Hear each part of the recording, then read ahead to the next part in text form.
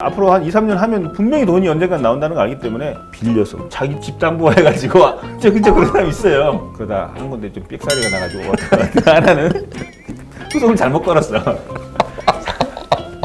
자, 김양훈 법무법인 센트러 변호사와 함께하고 있습니다. 아파트 하자에 대해서 입주민들이 소송을 좀 건설사에 하고 싶다 그러면 처음에 뭐부터 좀 준비를 해야 되나요? 사실 원칙적으로는 입주민, 그 소유자가 시행자를 상대로 소송을 걸어야 되는데 이제 개개인들이 하기가 어려우니까 입대위에서 입주자 대표 회의에서 이제 모아서 위임받아서 하게 되는 것이죠. 입대위에다가 개별적인 뭐 101동 1호, 2호, 3호 이렇게 소유자들 수십 명들이 다 채권 양도서를 써야 됩니다. 채권 양도. 예, 내가 시행자 또는 그를 대위한 그 시공자에 대해서 가지 청구할 수 있는 하자보수금 청구권을 입주자 대표회의라는 단체에 넘겨요. 수백 명이 각자 소송하기는 매우 곤란하지 않습니까? 그러니까 채권 양도를 다 해서 입주자 대표회의가 그걸 다 받아서 하는 겁니다. 그래서 이거 할 때 뭐 인감도장 찍어서 뭐 해라 할 때 이걸 왜 해야 되느냐 하는데 그 너무 신경 쓰실 필요 없고 해 주셔야 됩니다. 해서 넘기셔야 됩니다. 그렇게 해서 그냥 소송만 바로 걸면은 준비는 끝난 건가요? 어디가 어떻게 주차장에 바닥이 뭐가 뜨고 주차 차단기가 어떻고 이 폭이 잘못되어 있고 이 싱크대가 뭐가 무슨 안 돼 있고 이런 것들을 하나하나 이제 법원에서 감정인이 나와 조사를 해야 되는데 법원 감정인이 그 일부러 찾아다니면서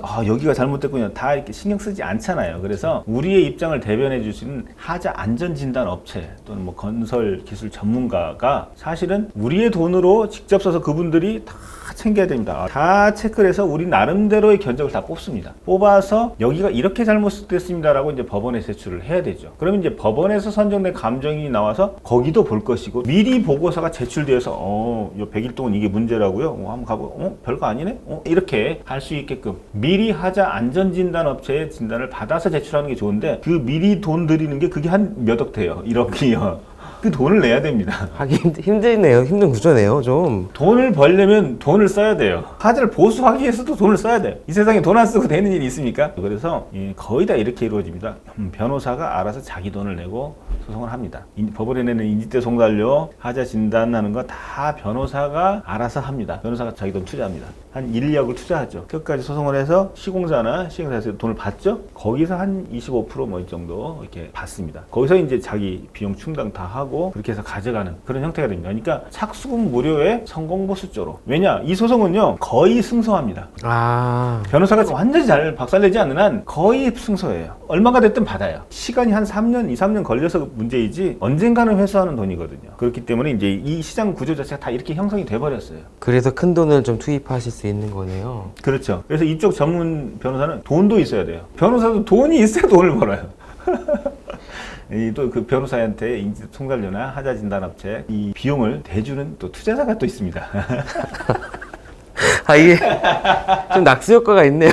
변호사는 앞으로 한 2, 3년 하면 분명히 돈이 언젠가 나온다는 걸 알기 때문에 빌려서 자기 집 담보 해가지고 진짜 그런 사람 있어요. 이 변호사가 자기 집 팔아가 집 저당 잡혀가지고 그걸 다 했어요. 왜냐? 몇 년 지나면 이게 돈이 된다는 걸 알기 때문에. 그렇게 해서 열심히 해서 돈을 버셨다는 얘기도 있고 그러다 한 건데 좀 삑사리가 나가지고 하나는 소송을 잘못 걸었어. 잘못 걸거나 과거에 판례가 이런데 요새 판례가 또 바뀌거나 어떤 데는 꽝되고 어떤 데는 변호사 자기 비용 한 1억 넣는데 여기가 안 돼. 그래서 안 되는 경우도 있다는 그런 슬픈 전설도 있습니다. 잠깐 이제 진정 좀 하고 갈게요. 그리고 또 시공자의 입장에서도요. 어차피 시공을 잘 하든 못하든 무조건 소송은 들어온다는 또 마인드를 갖고 있어요. 기획 소송을 하는 저질의 변호사들의 게임에 넘어가서 아파트 입주자들이 지금 소송을 벌이고 있다라고 생각을 하는데 막을 수가 없으니까 아예 그러려니 생각하고 그럴 거를 감안해서 공사 단가를 또 많이 받아내는. 어차피 나중에 뜯기니까 조합장님하고 어차피 나중에 뒤로 뜯기니까 미리 돈 콘크리트 공사단가를 또 업시키는 이런 서로 이 불신사회 못 믿어서 이 불신사회가 나는 이 사이에서 이제 변호사만 좋은 일을 하는. 아니 저희도 힘들어요. 그러니까 이제 이거는 성공보수가 조금 비율이 높습니다. 다른 소송은 성공보수 비율이 한 10% 되는데 이건 뭐 17%, 20% 이렇게 올라갑니다. 25% 되는 경우도 있고. 근데 그 돈을 아파트 입대위 회장님이 바뀌시면 또 안 줍니다. 또 소송 걸어야 돼요. 아파트 입대위 회장님이 바뀌셔가지고 아니 당신 왜 이렇게 성공업소 비율이 높냐? 딴 데는 10% 7%라는데 이게 말이죠. 변호사가 돈을 투자해서 하는 겁니다. 설명을 해도 깎제. 그래서 뭐 깎이고 소송하고. 그래서 어떤 아파트는요 또 이게 자 하자보수를 할 변호사를 선정하겠습니다 해서 변호사 입찰 조건에요. 과거에 다른 입대위를 상대로 소송을 벌이지 않았을 것.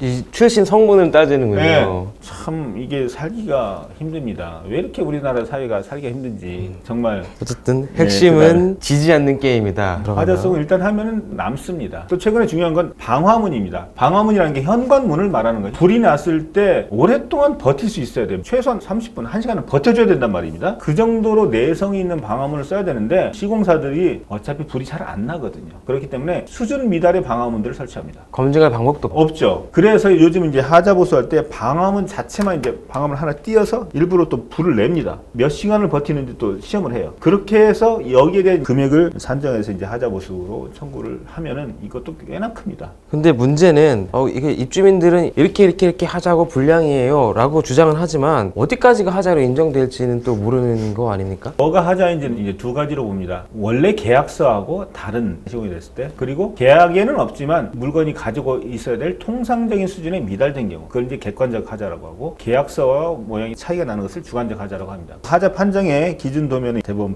판결상 준공 도면으로 보게 됩니다. 자, 근데 소송이 아까 몇 년 걸린다고 하셨잖아요. 네. 그럼 그 소송 진행하는 동안 보수 안 하고 그냥 계속 방치를 해둬야 되는 건가요? 그걸 이제 현물로 보수를 하느냐 아니면 돈으로 보수하느냐 이런 이제 차이가 있는데, 지연되는 것은 약간 있긴 있지만 소송을 안 한다고 해서 또 해주지는 않잖아요. 그렇죠. 소송을 또 해야만 해줘야 되겠구나, 돈으로라도 해줘야 되겠구나 하는 생각이 들기 때문에 소송을 하는 게 맞습니다. 소송을 걸 수 있는 기간도 있나요? 소송 걸 수 있는 게 하자마다 이제 법률에서 정한 제척 기간이 있습니다. 하자의 중대성을 감안해서 마감 공사에 대한 하자나 교체 및 보수가 용이한 하자의 경우는 2년, 건축 설비 공사, 목공사, 창호 조경 뭐 이런 것들은 3년, 구조상 안전상 하자는 5년 뭐 이런 식으로 법에 다 정해져 있습니다. 아무튼 하자 소송은요 최대한 빨리 제기하는 게 좋다고 봅니다. 자, 김양은 법무법인 센트로 변호사와 함께했습니다. 감사합니다, 변호사님. 네, 감사합니다.